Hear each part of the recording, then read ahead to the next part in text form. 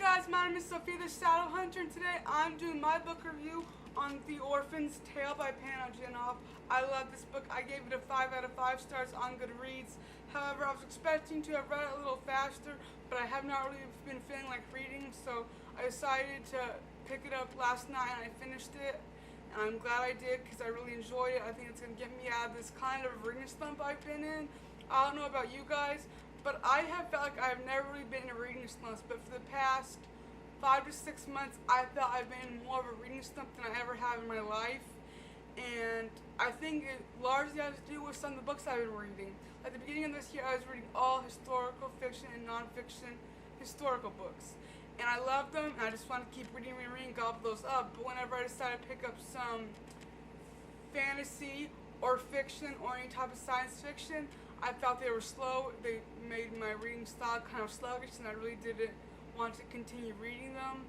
I did, but it wasn't like, oh, I have to see what happens next. It was like, oh, I really don't feel like reading this. And so it made me feel like I didn't want to read it. It's not that I didn't want to read, I just wasn't feeling like that. So when I read the other books for the rest of this year and continuing on, I want to try to tell myself that if I'm not feeling this book this time, I'm not going to worry about reading it. I'm going to put it on my shelf for later because I've got plenty of time to read, and as long as I'm reading and I'm enjoying them, I'll be able to get stuff out of it. But if I'm not in the mood to read it, I'm not going to get stuff out of that, and I felt like I've done that a lot recently, and that kind of saddens me, but it's okay because I'm going to stop doing that and read what I want to read. And if I'm not feeling like it, then I'm not going to read it. So let's get back to this book.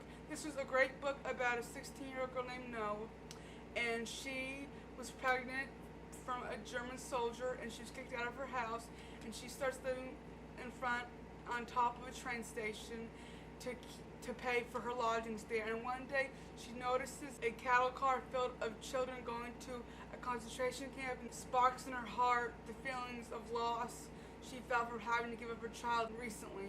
And she decides to steal one of the children and flees the scene to help raise it as her own, because she missed not being able to raise her child. So she sees this as a chance of her to be able to go and to kind of right a wrong for her, or to make her feel what she had lost. And she ends up joining a German circus to help raise her baby. However, the baby is Jewish, and this is during the World War II time. She cannot let these people know that her child is Jewish, but she raises this child as her own, and she meets friends there who has great friendship. She falls in love with this man named Peter, and during the circuses at that time, they weren't allowed to have Jewish people, and there were some Jewish people working there around the circus. There's a man that she met that was actually Jewish, but they had to lie about the people being Jewish so they could protect them and keep them safe and not get into trouble. It was a very great story. I loved it. I have not read a book like this, being as it's not based off of a person's relationship, because in a lot of the Holocaust books I've read, fiction and non-fiction and historical fiction like this one, was that there always seems to be a Jewish woman who finds up falling in love with a German person, whether it's through work or through relationships or through both, and it gets them to the war. However, this one was different. This is a girl who had a child of her own, who had to give it up, and ends up stealing a Jewish child who helped bring back what she felt she lost and not being able to keep her first child.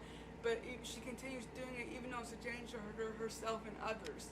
And that's just the amazing thing I love about these books, is because I want to read as many books as I can as anything different.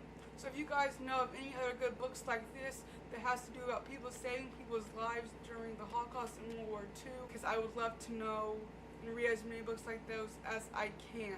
So I hope you guys like this video, and I'll see you guys next time. Everyone, goodbye.